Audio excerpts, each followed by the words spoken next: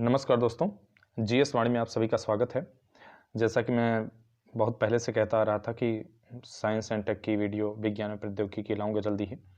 तो आज से हमारी ये प्रारंभ हो गई वीडियो और इसमें आपको भौतिक विज्ञान, फिजिक्स से रिलेटेड, रसायन, केमिस्ट्री और बायोलॉजी, इन सब से संबंधित जो महत्वपूर्ण तथ्य होंगे उन्हीं को यहाँ पे डिस्कस किया जाएगा। तो ये पहली वीडियो है, मात्रक से संबंधित है वीडियो। तो मात्रकों में जो एसआई पद्धति में 7 मूल मात्रक हैं उन पे हम यहाँ चर्चा कर लेंगे और इनका जहाँ ज़रूरत है केवल इनके बारे में जानकारी की वहाँ जानकारी केवल रख लेंगे, बाकी अगर ज़रूरत पड़ी तो थोड़ा सा ब्रीफिंग भी कर दिया जाएगा यहाँ पे। तो वहाँ मैं आपको बेहतर तरीके से बताने की कोशिश करूँगा। और उससे पहले बता दूँ कि ये वीडियो आपका राज्य लोक सेवा आयोग से लेते हुए जितने भी आपके प्रतियोगी परीक्षा होने वाली है, जितने भी कॉम्पिटिटिव एग्जाम हैं, उन सभी के लिए महत्वपूर्ण होने वाला है। तो इस वीडियो में बहुत ज़्यादा विश्लेषण की आवश्यकता नहीं है, इसलिए संक्षिप्त में ही बोलते चलेंगे। और उन सभी इकाइयों को शामिल किया गया है जो परीक्षा में सामान्यतः हमेशा पूछे जा रहे हैं।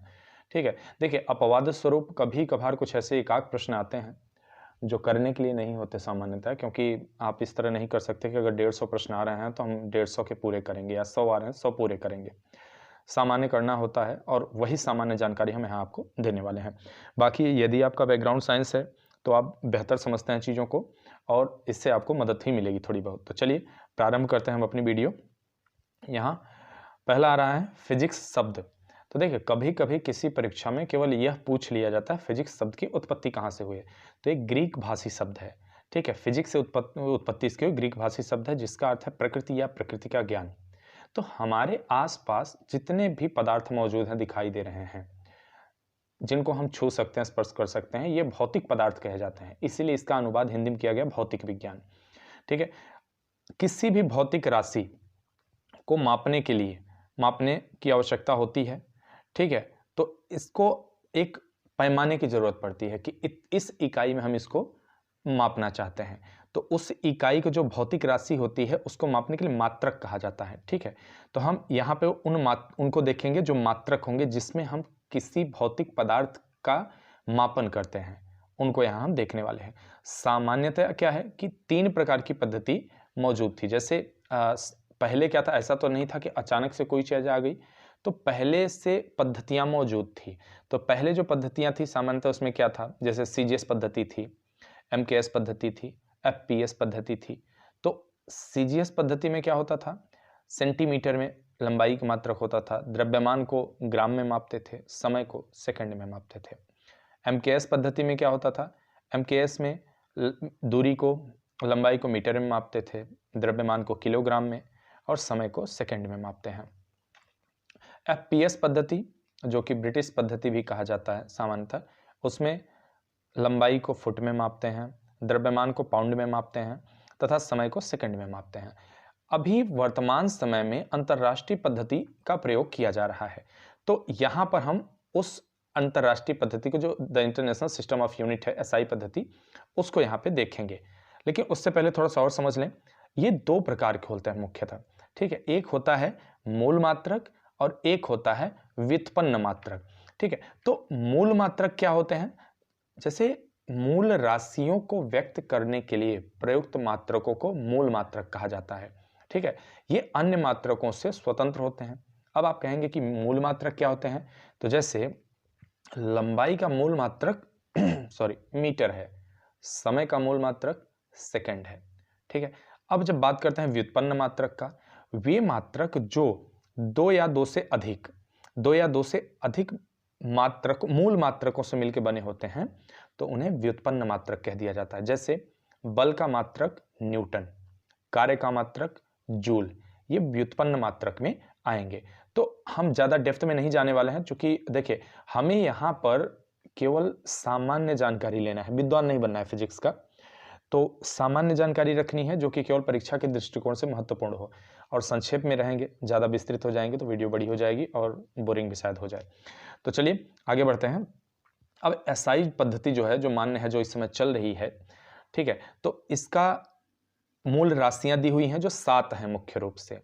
ठीक है, इसमें आपके लंबाई, द्रव्यमान, समय, विद्युत धारा, ताप, ज्योति तीव्रता, पदार्थ की मात्रा, ये आ जाता है। मात्रा है, परिमाण एक ही चीज है। तो यहाँ हम देखने वाले हैं इन सातों मूल राशियों को और इनके संबंधित इनसे मात्रक को। तो बढ़ते हैं। लंबाई का मात्रक क्या है? मीटर होता है, एसआई पद्धति। द्रव्यमान का मात्रक किलोग्राम होता है। समय का मात्रक सेकंड होता है। विद्युत धारा का मात्रक एम्पियर होता है। ताप का मात्रक केल्विन होता है। पदार्थ का परिमाण मोल होता है। ज्योति तीव्रता कैंडेला होता है। ज्योति तीव्रता का मतलब होता है जैसे एक बल्ब है कोई, तो एक सेकंड में कितना वो प्रकाश फैला रहा है, एक सेकंड में उससे कितना प्रकाश का प्रसार हो रहा है, वो तो ज्योति तीव्रता होती है। तो ये मात्रक हो गए। अब आगे बढ़ते हैं। मात्रकों की अंतरराष्ट्रीय प्रणाली, जो अभी अभी मैंने कहा कि एसआई पद्धति का प्रचलन में है वर्तमान में, ठीक है। अब यहाँ देखेंगे, यहाँ कुछ मात्रक दिए हुए हैं अलग अलग, और इस वीडियो में वे सारे मात्रकों को हमने कवर कर लिया है जितने मात्रक मौजूद हैं, जितने आपकी परीक्षा में पूछे जाते हैं। यहाँ से बाहर जाने की कोई संभावना नहीं दिखती है। तो पहला देखते हैं प्रकाश वर्ष। तो प्रकाश वर्ष क्या होता है? जैसे जो खगोलीय दूरियां होती हैं उनको मापने के लिए हम सामान्यतया प्रकाश वर्ष, पारसेक या खगोलीय इकाई का इस्तेमाल करते हैं। ये जो आकाशीय अंतरिक्षीय दूरी मापने के लिए प्रयोग में लाई जाती हैं सामान्यतया। अब प्रकाश वर्ष क्या होता है? एक वर्ष में प्रकाश के द्वारा तय की गई दूरी, इसको प्रकाश वर्ष कहा जाता है, ठीक है। प्रकाश वर्ष द्वारा एक वर्ष में, प्रकाश द्वारा एक वर्ष में तय की गई दूरी, इसको प्रकाश वर्ष कहा जाता है। अब इससे ज्यादा अगर बड़ी कोई इकाई है तो उसको कैसे मापते हैं? पारसेक में मापते हैं। प्रकाश वर्ष से बड़ी दूरी को मापने की यह भी इकाई है, ठीक है। यहाँ क्या होता है कि 3.26 प्रकाश वर्ष जो होता है वह एक पारसेक के बराबर होता है, ठीक है। एक पारसेक बराबर 3.26 प्रकाश वर्ष होता है। तो अब नॉटिकल माइल देखते हैं। अगला नॉटिकल मील्स क्या होता है? जैसे नॉटिकल मील को क्या करते हैं? समुद्री दूरी मापने के लिए, जैसे प्रकाश वर्ष, पारसेक और खगोलीय इकाई। तो ये सब क्या है? अंतरिक्षीय दूरी, अंतरिक्ष की दूरी मापने के लिए किया जाता है। एक खगोलीय पिंड से या किसी उपग्रह से किसी दूसरे ग्रह का, या किसी ग्रह से दूसरे ग्रह का, किसी तारे से किसी ग्रह का, किसी उपग्रह की दूरी मापने के लिए सामान्यतः प्रकाश वर्ष, पारसेक या खगोलीय इकाई का इस्तेमाल किया जाता है। लेकिन जब हम नॉटिकल मील की बात करते हैं तो नॉटिकल मील का सामान्यतः समुद्री दूरी मापने के लिए इस्तेमाल किया जाता है। तो समुद्र में अगर कहीं एक इकाई स्थित है, दूसरी इकाई तक की दूरी, या एक कोई जहाज मौजूद है, दूसरे जहाज तक की दूरी मापने के लिए नॉटिकल मील का इस्तेमाल किया जाता है। समुद्री दूरी का मापने में इसका इस्तेमाल होता है। अब एक नॉटिकल मील बराबर कितना होता है? 1852 मीटर के बराबर। एक नॉटिकल मील बराबर 1852 नॉटिकल मील होगा। मतलब अगर हम समुद्र में 1852 मीटर दूरी तय कर लेते हैं तो इसका मतलब हमने एक नॉटिकल मील दूरी तय किया। अगला आता है मेगावाट। अब मेगावाट क्या होता है? जैसे वाट होता है, बिजली को मापने के सामने कई वाट में मापते हैं। तो जब जहां पे विद्युत उत्पादन हो रहा है, जो विद्युत उत्पादन केंद्र होता है, जहां बिजली बनती है, वहां से जो विद्युत का मापन किया जाता है उसे वाट में नहीं किया जाता, सामान्यतः उसे मेगावाट में किया जाता है, ठीक है। सामान्यतः उसे मेगावाट में किया जाता है। और 1 मेगावाट बराबर 10⁶ वाट के बराबर होता है, ठीक है। तो ये विद्युत उत्पादन केंद्र पर बिजली के मापन की इकाई होती है। आगे बढ़ते हैं। तो अगला है क्यूसेक। अब क्यूसेक क्या है? इससे संबंधित एक मैं आपको पिक दिखा दूंगा अभी। तो क्यूसेक क्या था? क्यूबिक फीट पर सेकेंड। अगर कहीं जल प्रवाह रुका हुआ है, मान लीजिए कोई बांध है, तो अब उस बांध से पानी जो निकलता रहता है, जो पानी छोड़ा जाता है सॉरी उसको मापने के लिए, वो जो जिस दर से, जिस गति से, जिस स्पीड से जल निकल रहा है, वहां से पानी प्रवाहित हो रहा है, उसे मापने के लिए जल प्रवाह को क्यूसेक कहा जाता है उसको, ठीक है। उस पैमाने को क्यूसेक कहा जाता है। और एक क्यूसेक बराबर 28.317 लीटर प्रति सेकंड। मतलब एक सेकंड में 28.317 लीटर पानी निकलेगा, तो ये क्यूसेक कहलाएगा, ठीक है। अब अगला बढ़ता है डॉप्सन। डॉप्सन क्या है?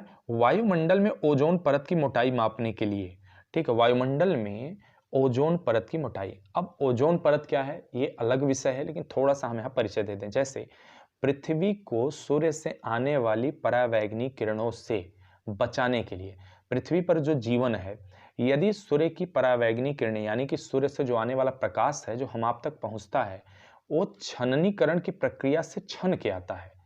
यदि प्रकाश सूर्य का सीधे हम तक पहुंचे या जो अंतरिक्ष में यात्री जाते हैं तो वो तो पृथ्वी की कक्षा से बाहर हो गए। तो यदि वे एस्ट्रोनॉट सूट अलग टाइप के आते हैं, उनके कपड़े अलग होते हैं, अगर वे उन कपड़ों को नहीं पहने रहें तो पूरी तरह वो खाक हो जाएंगे, राख बन जाएंगे सूर्य की परावैंगनिक किरणों की वजह से। तो सूर्य की परावैंगनिक किरणें जो होती हैं वो पृथ्वी पर जीवन से को क्षति पहुंचा सकती हैं। तो पृथ्वी का यह सुरक्षा कवच है ओजोन परत। इसके विषय में डिटेल में हम पढ़ेंगे, ज्योग्राफी में पढ़ेंगे तो वहां डिटेल में पढ़ेंगे। तो हमारे वायुमंडल में एक परत है, पृथ्वी से 40 से 50 किलोमीटर, धरती से सतह से 40 से 50 किलोमीटर की ऊंचाई पर एक अदृश्य परत पाई जाती है जो गैसीय परत है। उसमें O3 जो परमाणु है, ऑक्सीजन में एक और परमाणु जुड़ जाता है O3, ऑक्सीजन का O2 है, O3 हो जाता है और वह परत मौजूद है। जब सूर्य की परावैंगनिक किरणें उस परत पर पहुंचती हैं तो जो हानिकारक किरणें हैं उनमें से उनको अवशोषित कर लिया जाता है उस ओजोन परत के द्वारा और हम तक केवल सूर्य का साधारण प्रकाश पहुंचता है जिससे यहाँ जीवन संभव है। तो उसको मापने के लिए जैसे, और ओजोन की खास बात है कि यह बनती बिगड़ती रहती है। यह परत कभी मोटी कभी पतली, इसमें हमेशा ह्रास और निर्माण की प्रक्रिया चलती रहती है। तो अब इसको मापने के लिए कि कहाँ कितने ह्रास हुआ है, कहाँ कितना बना है, हर चीज मेजरमेंट के लिए तो यहाँ पे क्या किया जाता है कि डॉप्सन यूनिट का इस्तेमाल होता है। उस परत को मापने के लिए डॉप्सन यूनिट का इस्तेमाल होता है। उसके बाद आते हैं एम्पियर, विद्युत धारा का मात्रक। विद्युत धारा को मापने के लिए एम्पियर का इस्तेमाल किया जाता है। विभवांतर का मात्रक क्या होता है? विभवांतर का मात्रक वोल्ट होता है और विद्युत धारा को जो है एम्पियर में मापते हैं। और एक चीज और है, विद्युत प्रतिरोध को, जो विद्युत प्रतिरोध होता है उसको ओम में व्यक्त किया जाता है। विद्युत प्रतिरोध को ओम में व्यक्त किया जाता है। उसका इस तरह से कुछ आकृति बनती है ओम, ये ओम का आकृति इस तरह से है। ठीक है, आगे बढ़ते हैं। कूलाम एम्पियर को जो है, कूलाम एम्पियर विद्युत आवेश, जो विद्युत आवेश होता है उसको कूलाम एम्पियर पर सेकंड में मापा जाता है। ठीक है, विद्युत आवेश को। अगला देखते हैं, अगला क्या है? एंगस्ट्रॉम। एंगस्ट्रॉम क्या है? एंगस्ट्रॉम अत्यंत छोटी दूरी मापने का मात्रक होता है। प्रकाश एवं विद्युत चुंबकीय तरंगों की लंबाई मापने के लिए इसका सामान्यतः इस्तेमाल होता है। ठीक है, तो ये क्या होता है? एंगस्ट्रॉम में व्यक्त किया जाता है इसको। इसका इस तरह से ए बना के इसके ऊपर ये शून्य रख दिया जाता है तो एंगस्ट्रॉम इसे कह दिया जाता है। ठीक है, उसके बाद वायु दाब का गैर एएसआई मात्रक क्या है? बार है। वायु दाब का गैर एएसआई मात्रक क्या है? बार है, उसे बार कहा जाता है। ठीक है, तो यहां क्या होता है कि जैसे वायु दाब जो होता है, जैसे ऊपर से सतह पे हमारे ऊपर, हम सबके ऊपर वायु का एक दबाव बना रहता है। ठीक है, तो ये ऊर्ध्वाधर रूप से, जैसे ऊर्ध्वाधर मतलब ऊपर से नीचे की तरफ बिल्कुल सीधा, इस तरह से माना जाता है कि वायु हम पर दबाव बनाए हुए है। ठीक है, पूरे वायुमंडल का हम पे दबाव बना होता है। सामान्यतया क्या है? समुद्र तल पर माना जाता है कि समुद्र तल पर जितने वायु दाब को मापा जाता है उसी को हर जगह एक तरह सामान्यीकरण उसका कर दिया जाता है समुद्र तल के ऊपर मापने के बाद। तो दबाव, वायु दाब का मात्रक क्या है? बार है।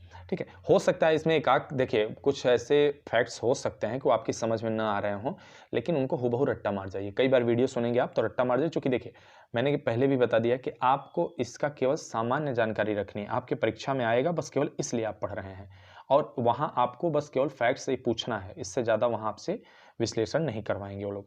तो देखिए ये मैंने थोड़ा सा ऐड किया था इस पिक को कि कैसे डिस्टेंस को, जो आकाशीय दूरी है, जैसे देखिए सूर्य है हमारा, अब प्रकाश यहाँ तक दूरी तय की, एक साल में यहाँ तक की दूरी इसने तय किया, तो इसको प्रकाश वर्ष कह दिया जाता है। एक तरह से ये हो गया आपका। और एक क्यूसेक का है, जब कहीं बांध वगैरह बना हुआ है तो बांध वगैरह से क्या है कि जब जल छोड़ा जाता है तो देखिए इस तरह छोड़ा जाता है जल। ठीक है, तो यहाँ पे ये जल छोड़ा जाता है तो इस तरह दिखता है। ठीक है, अब इसको क्यूसेक में मापते हैं, यहाँ जल कितने प्रति सेकंड में कितना जल की मात्रा बाहर आ रही है, इसको क्यूसेक में मापते हैं। उसके अलावा जो ओजोन का बताया, देखिए ऊर्ध्वाधर, इस तरह से ऊपर से नीचे की ओर ओजोन का मापन किया जाता है। O3 यहाँ पे देखिए है, और इस तरह की परत बनी होती है, जो एरिया कवर्ड बाई कॉलम लिखा हुआ है, तो ये इस तरह की परत होती है और ये हमारे पृथ्वी की रक्षा करती है, हमारे पृथ्वी को बचाती है। ठीक है, अब आगे चलते हैं। ऊष्मा का मात्रक। ऊष्मा का मात्रक क्या है? कैलोरी है ऊष्मा का मात्रक। ठीक है, कैलोरी। बल का मात्रक क्या है? देखिए यहाँ दो दिया है, एक सीजीएस पद्धति में दिया है, एक एसआई पद्धति में। तो सीजीएस पद्धति में बल का मात्रक न्यूटन है, सॉरी डाइन है, और एसआई पद्धति में न्यूटन है। ठीक है, आवेग इंपल्स का मात्रक न्यूटन प्रति सेकंड है। ठीक है, कार्य का मात्रक एसआई पद्धति में जूल है और सीजीएस पद्धति में अर्ग है। ठीक है, देखिए इन सब चीज़ों को भी बहुत ध्यान से पढ़े रहिएगा, जरूर पूछा जाता है, ऐसे प्रश्न जरूर पूछे जाते हैं जहां कभी कभी दो चीज़ें आ जाती हैं एक साथ। तो कार्य का मात्रक जूल एसआई पद्धति में और अर्ग सीजीएस पद्धति में आता है। ठीक है, अब आगे बढ़ते हैं। शक्ति का मात्रक जूल प्रति सेकंड होता है, जिसे वाट कहा जाता है। ठीक है, शक्ति का मात्रक जूल प्रति सेकंड, जिसे वाट कहा जाता है। उसके बाद ध्वनि की प्रबलता को डेसिबल में मापते हैं। ध्वनि की प्रबलता किस में मापा जाता है? डेसिबल में मापते हैं। इससे रिलेटेड भी एक पिक मैंने ऐड किया है, अभी आपको दिखा रहा हूं। पहले इसको कंप्लीट कर लेते हैं यहाँ पे, उसके बाद उस पिक की तरफ बढ़ते हैं। तो ध्वनि की प्रबलता किस में मापते हैं? डेसिबल में मापते हैं। क्रूड ऑयल, जो कच्चा तेल होता है, जैसे क्रूड ऑयल क्या होता है? कच्चा तेल होता है, जैसे जो कुएं से निकाला जाता है जब तेल, जैसे खाड़ी देशों में क्या होता है कि जैसे हमारे यहाँ ज़्यादातर देश तेल वगैरह सऊदी अरब, ईरान और जो है यूएई, यूनाइटेड अरब अमीरात, कतर, इन सब जगहों से तेल आता है। तो इन सब जगहों पे कुएं होते हैं, जैसे हमारे आपके यहाँ पानी निकलता है ज़मीन से जो है ड्रिलिंग करने पे, तो वहाँ तेल निकलता है। तो वो तेल डायरेक्ट आप यूज नहीं कर सकते उस तेल का। उस तेल को रिफाइनरी में डाला जाता है, बड़ी बड़ी कंपनियां होती हैं वो इन्वेस्ट करती हैं, रिफाइनरी लगाती हैं। अब उसमें क्या होता है, उसको रिफाइन करके छाना जाता है, छान के तब उसमें से पेट्रोल निकलता है, डीजल निकलता है, मिट्टी का तेल, तारकोल, इस तरह के तमाम पदार्थों को अलग किया जाता है और इसीलिए ये तेल इतना महंगा हो जाता है। तो जैसे हम लोग दूध लेने जा रहे हैं या तेल लेने जा रहे हैं, कहते हैं 1 लीटर 2 लीटर ऐसे बोलते हैं, तो जो क्रूड ऑयल है उसे क्रूड ऑयल, कच्चा तेल बोला जाता है। तो उसको मापने के लिए बैरल का इस्तेमाल किया जाता है। ठीक है, एक खाली जो बेलनाकार कंटेनर होता है, जैसे बेलन होता है उस आकार का एक कंटेनर होता है, उसे बैरल बोला जाता है, एक बैरल। ठीक है, तो आप न्यूज़पेपरों में समाचारों में सुनते होंगे कि $30 $20 $80 प्रति बैरल तेल हो गया है। ठीक है, तो वो बैरल वही होता है, मतलब एक कंटेनर के बराबर। ठीक है, तो एक बैरल में 159 लीटर तेल आता है, कच्चा तेल, एक बैरल में 159 लीटर। उसके बाद आते हैं रेडियो सक्रियता का मापक क्या है? क्यूरी। देखिए जैसे कुछ पदार्थ ऐसे होते हैं जो रेडियो सक्रिय होते हैं, उनमें रेडिएशन प्राकृतिक रूप से निकलता रहता है, ये जमीन के काफी नीचे होते हैं। तो जैसे परमाणु बम बनता है या फिर नाभिकीय रिएक्टर जो होता है, जहां नाभिकीय विद्युत उत्पादन किया जाता है, जहां, तो अब जो परमाणु विद्युत केंद्र होते हैं वहां पे यूरेनियम हुआ, आपका थोरियम हुआ, प्लूटोनियम हुआ, तो इन सब को ईंधन के तौर पे इस्तेमाल किया जाता है। तो इन तत्वों को जब हम लोग आगे पढ़ेंगे, इनके बारे में केमिस्ट्री में भी देखेंगे, तो वहां क्या देखेंगे कि इन तत्वों से जो रेडियम है, जो यूरेनियम है, जो प्लूटोनियम है, थोरियम है, इनसे प्राकृतिक रूप से रेडिएशन निकलता रहता है और इस रेडिएशन का और अच्छी तरह से इसको मॉडिफाई किया जाता है, इनरिचमेंट कहा जाता है, उसे संवर्धन किया जाता है। उसके बाद इनमें ज़्यादा ऊर्जा निकलती है, उस ऊर्जा का इस्तेमाल विद्युत उत्पादन में किया जाता है। देखिए ये ड्यूल पर्पज होता है, आप विद्युत उत्पादन भी करते हैं, इससे लोग बम भी बनाते हैं। तो ये एक अलग विषय हो जाएगा, तो यहाँ हम नहीं शामिल करेंगे, आगे जब पढ़ेंगे तो जरूर बताएंगे। उसके बाद हाँ, तो रेडियो सक्रियता को क्यूरी में मापते हैं। ठीक है, उसके बाद आता है आपका डायोप्टर लेंस। तो क्या होता है, ये होता क्या है कि जो लेंस होता है, चाहे वो सूक्ष्मदर्शी में लगता है, आपके चश्मे में लगता है या किसी चीज में, तो उसमें क्या होता है, उसकी जो क्षमता होती है उसको डायोप्टर में मापा जाता है। ठीक है, डायोप्टर में उसका पैमाना है, डायोप्टर लेंस की शक्ति का मात्रक। चुंबकीय प्रतिरोध का मात्रक एसआई पद्धति में ओम है, चुंबकीय प्रतिरोध का मात्रक ओम है। अभी मैंने आपको बताया था ओम का, तो ओम का इस तरह से बनाया जाता है, इस तरह ओम। ठीक है, और ध्यान रखिएगा कि विद्युत प्रतिरोध को भी ओम में व्यक्त किया जाता है और चुंबकीय प्रतिरोध को भी। ठीक है, तो दोनों चीजें मिलती हैं। अब आगे बढ़ते हैं। देखिए ये ध्वनि का है, ठीक है, अभी जो पहले बताया था ध्वनि कितनी स्पीड कितनी ध्वनि की होती है तो क्या होता है, ये इसमें बताया गया है। देखिए नीचे से आप देखिए 10 डेसिबल, तो इसमें क्या होता है, ये बहुत कम श्रव्य होता है, मतलब सुनने में बहुत कम।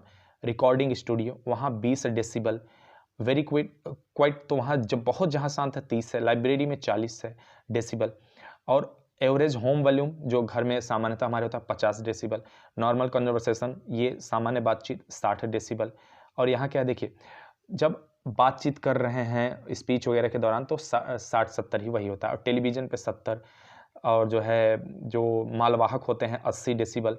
ठीक है, अब 90 है। देखिए इस तरह से इसको चाहें तो आप जो है स्क्रीनशॉट ले सकते हैं, और नहीं तो आपको मिल ही जाएगा बुक्स में किसी में। इस तरह से साउंड का बताया गया है किससे कितना। ये प्रश्न पूछा जाता है कि फुसफुसाने की आवाज़ कितने डेसिबल, पत्तों के खड़खड़ाने की आवाज़ कितने डेसिबल। तो इसमें तो सारी चीज़ें नहीं दिया है, लेकिन आप अनुमान लगा सकते हैं, तो लगभग सही हो जाता है अनुमान भी कभी कभी, जब ये पैमाना आपको पता होगा। तो इनको जरूर ध्यान दीजिएगा। अब आगे बढ़ते हैं। देखिए मैंने कहा था कि आपको इतना इसमें बता देंगे कि कुछ बाकी नहीं रहेगा। इस वीडियो के अलावा कोई भी चीज़ ऐसा नहीं रहेगा कि कोई भी मात्रक छूट रहा हो आपका। अब यहाँ देखते हैं। देखिए सामान्य भी जानकारी रखनी चाहिए, जैसे अब इंच है, फुट है, हॉर्स पावर है, इन सब की जानकारी तो कम से कम होनी ही चाहिए, बेसिक है। तो अब जैसे फुट है, तो ये एफपीएस पद्धति में लंबाई दूरी मापने का मात्रक है। अभी मैंने बताया था एफपीएस पद्धति थोड़ी देर पहले आपको। ठीक है, तो इसमें फीट पाउंड्स सेकेंड मापा जाता है, फुट पाउंड्स, और ये ब्रिटिश पद्धति है। तो इसमें क्या है कि 1 फीट बराबर 12 इंच होता है, और इसमें 30.48 सेंटीमीटर होता है, और इसमें 0.304 मीटर होता है। ये फुट का आपका हो गया पैमाना। इंच क्या होता है, लंबाई या दूरी का मात्रक है इंच।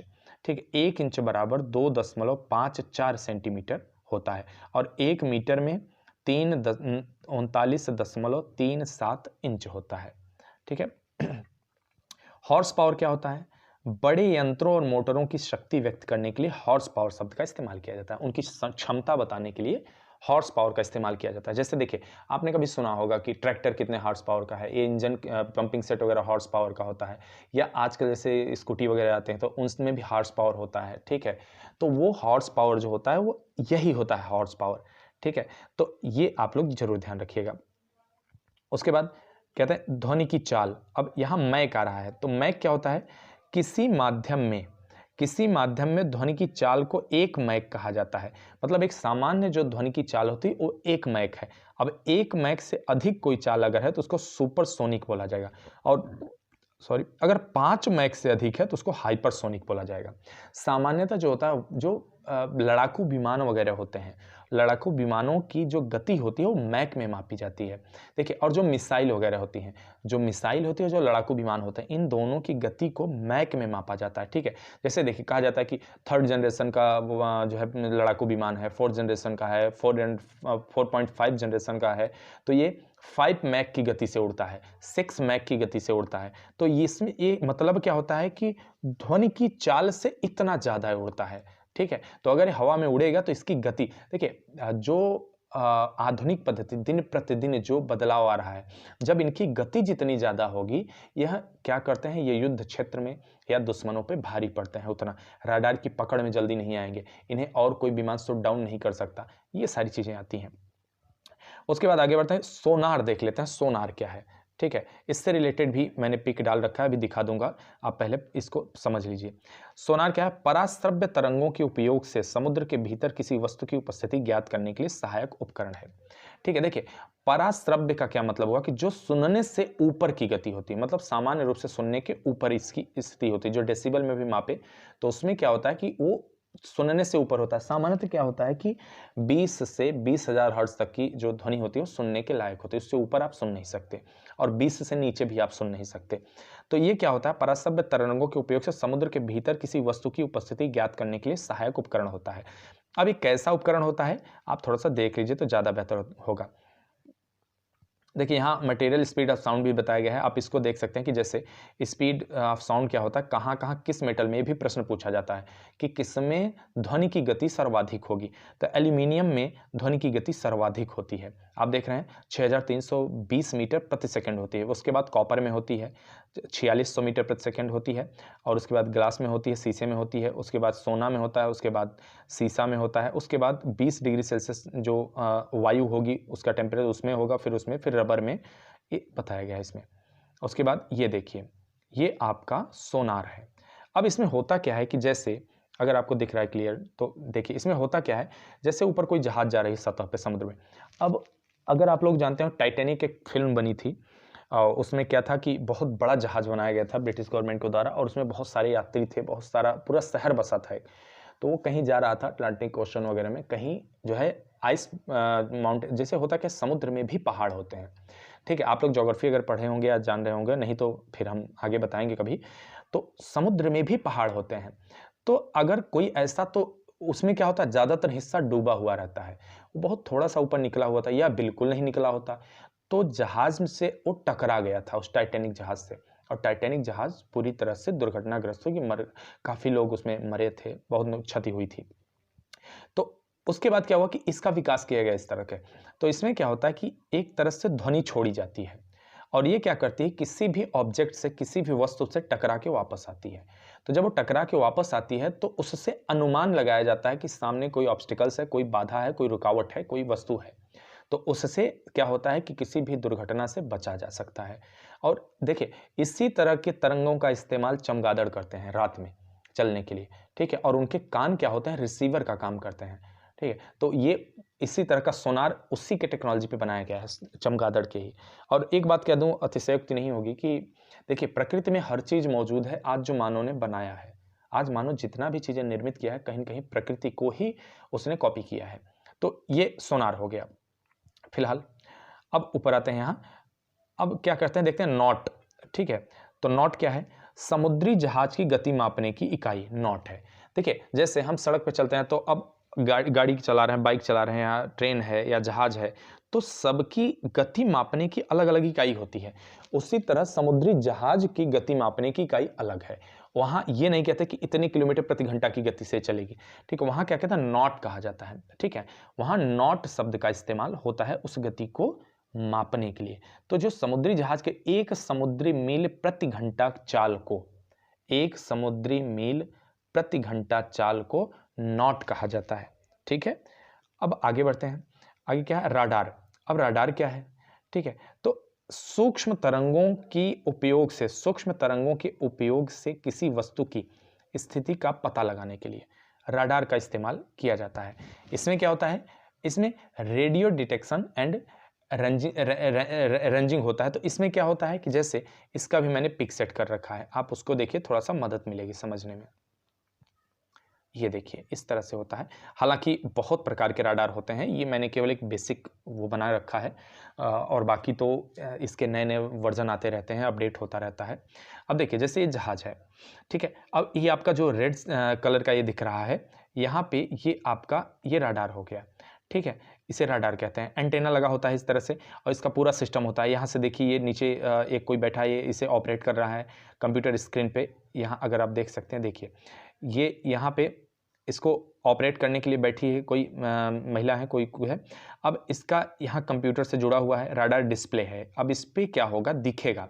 इसने क्या किया, कोई तरंग भेजी इस प्लेन के पास, अब प्लेन से टकराई और तरंग वापस लौटी।